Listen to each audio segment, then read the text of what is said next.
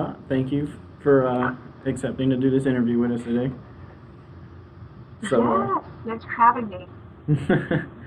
so let's go ahead and get started with the first question. Is that okay? Cool. All right. Yep. So, what's the meaning of Cordial Sins, like the band name? Oh, okay. Well, it's kind of weird. I'm not the best at explaining it because I didn't really like the name at first. Um, but actually, we had a previous bassist who kind of like stumbled upon the name. And I don't remember what we were named at the time, but we were trying to come up with a different name. And so we were like bouncing ideas back and forth with like idioms and phrases. And somebody said cardinal sins, and then he misread it as cordial sins, and then we're like, oh, we'll just do that, basically, because it wasn't taken and it sounded like it could have like a cool meaning to it. So anytime somebody asks, I just kind of like ask them what they think about it, and usually they have better responses than I do. But but that's kind of how we came across it, I guess. That's Hopefully that's interesting. sufficient. I don't know. uh, That's the response I. so why did you guys decide on like the type of genre that you are now? Um. Well, we used to sound. Okay, we used to have more of like a bit more like blues influences or folk influences, I would say. But gradually, we did as kind of mostly Corey and I, we've shifted more into like a straightforward alternative rock genre, I would say. Mm-hmm. And that's just kind of like based on what we prefer to play live, what we prefer to listen to, more of our influences and stuff like that. So we're trying to more clearly channel that, I would say, in our music now than we used to. But Corey and I listen to a lot of alternative rock, so I would say generally it's just because that's the kind of stuff we like to listen to. So we thought that would be the most fun to play with. So do you prefer recording or do you prefer performing live? I think we value both pretty equally. So, like ideally, we would cycle between recording and performing live. So maybe like spending a lot of time writing, recording material, and then time after that, like pushing that material by performing live. I think we have the most fun. It feels great after you're done playing a show. So I would say it's more exhilarating to do that, but it's also really exciting when you are recording something and you feel like your idea is being cemented, I guess I would say, and that you're going to be able to play that idea live. So I think they're both like equally as necessary they're like kind of dependent upon one another. Yeah. And we really enjoy doing both. So, you know, I think performing is awesome, but it does like kind of wear you down after you do it like so much for a long time. So it's nice to like take a break. So like with the creative process, what helps inspire that? Well, I would say Corey does most of the initial writing ideas, so he's more into just like sitting around and like just kind of fiddling around with guitar and coming up with ideas that then turn into songs. And I think, and I can't really like speak on his behalf all the way, but I think for him, a lot of what inspires him is just like being able to relax and like think about those things or taking the time to like connect with that. I personally have to carve out time, and I'm usually inspired by just like things that are happening in my life as far as like writing lyrics and stuff like that, or people that I know in my life. But he and I kind of like work together to come up with those ideas or bridge them together because he's usually the first person that writes the initial melodic ideas, and then I kind of work with him from there to develop the songs. Oh, okay. How long would that last, the creative process? I would say we like to we like to spend like the winter months coming up with demoed ideas, so that could be like several songs that fleshing out, and then we typically try to start recording in the spring, and then we perform throughout the summer and fall usually. So I would say it just kind of depends on the song, or how much of a deadline we're on. We've written songs that have taken like several months to write, but we've also written songs that have come together in like a day. So it just kind of depends on the song and like what's happening at the time and whether or not it just like clicks. And it also kind of depends on who we're working with, because we've worked with different musicians as far as like who's in the rhythm section of the band. So depending on who we're working with, it might come together a little bit more easily than others. But it just kind of seems like an ongoing process where it's like never really not writing. It's just that we kind of focus on it less during the summer, I would say.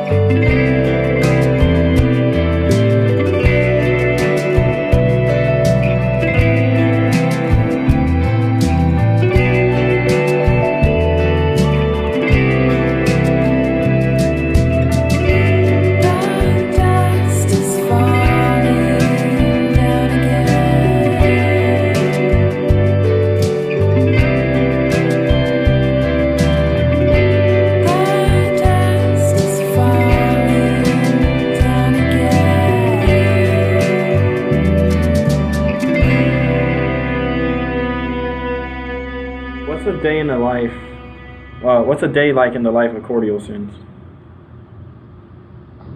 Well, it's mainly, like, creatively, like I said, it's mainly Corey and I.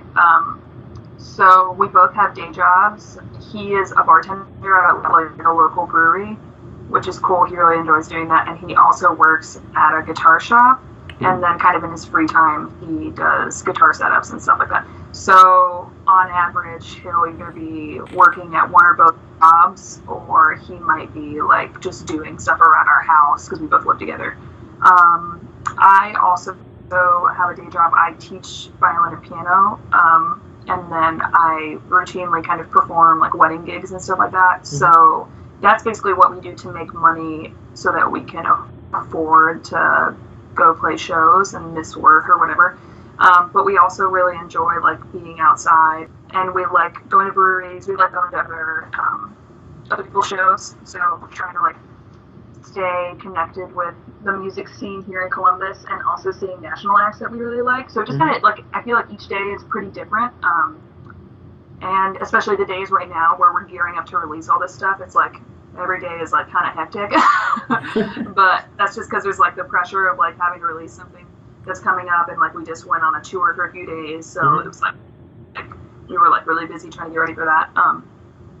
But yeah, you know, I would say that we're both kind of like freelancers at what we do. What's the like the final goal? I would say like ideally we would be able to make a career out of this band. So rotating between, kind of like what we're doing now, where you rotate between recording, writing, releasing an album, and then touring on that album. But like it would be ideal to do that on a larger scale and be able to afford it, basically. I think both of us want that to be our main source of income and like the main point of our careers. And then on the side of that, like we could add in other things. Like I think Corey's really interested in like building guitars, repairing guitars. So like he might do something creatively like that. Like really our main goal with this band is to be like a national or international act, basically. Got you. Okay, that's really cool. When did you decide to pursue music as a career? I have been playing violin since I was 3, so I've been performing all of my life, and kind of once I went to college, was what I wanted to do, but I didn't really understand that I could perform in the context of being an alternative rock musician until I met Corey.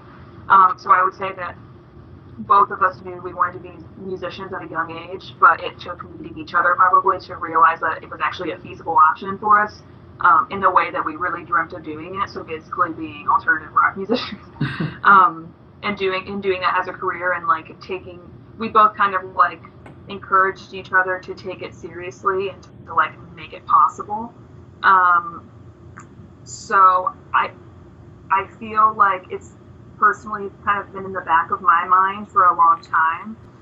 And I think Corey has had it as a very clear idea in his head for, you know, like 10 years, but it was just a matter of him being able to execute it, I would say. So now that he and I are together, and what happened was that he and I actually, when we met in 2012. We actually started dating first, basically. Well, kind of like we started like playing music and then we started dating. I think it's a pretty healthy relationship in like both ways, basically, like musically and, you know, like as a couple, it works out pretty well for both of us. Hey, this is Liz from the Cordial Sins, and you're listening to Control.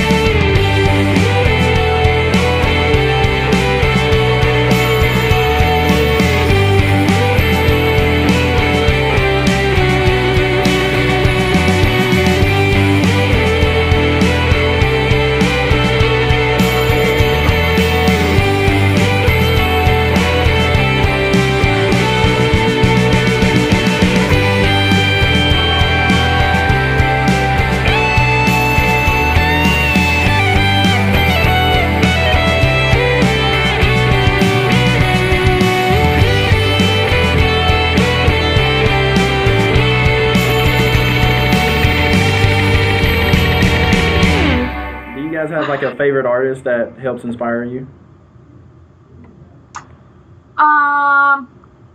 Well, we both really like Queens of the Stone Age. I would say like as a bigger like alternative rock artist, like we both agree that they're probably one of our favorite bands. But he's also like really inspired by like real estate and beach fossils and other kind of like more indie alternative rock bands, and we have pretty like overlapping interests as far as music goes. But I would say like we definitely see like, let's say, Queens of the Stone Age or Wolf Alice. We see those artists as type of artists that we would like to model our careers after, I would say. So I guess I'd pick those two, Wolf Alice and Queens of the Stone Age. Do you have any talents outside of music? Like I have a kind of like business-oriented mind for a lot of things, so I think that if I applied myself to other things in that realm, I'd be good. Corey's pretty good at, he's really into beer, so he'd probably be pretty good at brewing beer if you wanted to do that. But we don't really like, we just like do a lot of music stuff all the time, so we don't have any other like actual career paths. It's basically all the time. Basically, like your whole life it revolves around music. That sounds like pretty much. Sounds amazing. Sounds like the life I would cool. like. You can do it. You can do it. It's just like every day, keeping on it, I guess. So. Do you have any tips for other people that would like to start a band? Sure. Well, let's see. It's definitely a learning process. I can't say that it has been easy, nor can I say that we've always been good. So, there was definitely a time where we did not sound good, and we did not do a very good job of like marketing ourselves. But I would say that like, the best thing you can do is really try and learn as much about the type of music that you think you want to play, the music scene that you're in, the music industry in general, and all of the things that work within the music industry, like recording, marketing, record labels, all that kind of stuff. It's just valuable to know that and keep on it all the time. And I think it would be beneficial for people who want to be in a band to try and figure out like what their goal is musically. Like what do you want to be? A touring musician? Do you want to be a studio musician? Do you want to be just a recording artist? What is it? And what do you think your place in the music industry should be? And I think like the sooner you have an idea as to what that really is, the easier it is for you to kind of narrow down how you need to get there. Because I think a lot of people probably spend time just kind of like floating around, not really sure of what they want to do. And there are really like a lot of things that you can do or be in the music industry. So it's kind of important to hone in on what exactly your goal is and what your dream would be, ideal scenario, and then kind of go for it. But I also think people just need to like be confident. It's kind of easier said than done, but like be confident. I know when I started playing guitar, I focused more on like the grunge music and blues. Yeah. So, like if you like, I've noticed that if you really want to get good at like a certain type of music, you really have to stick with that one type. So I totally agree. Right. That's kind of like my philosophy too. It just kind of seems like it's better to concentrate a lot on like one thing, even if it's for a short period of time, than to like spread yourself too thin across like multiple things, especially if those things don't really like work well towards your overall goal. Hey, this is Liz from the Cordial Sins, and you're listening to Only Human.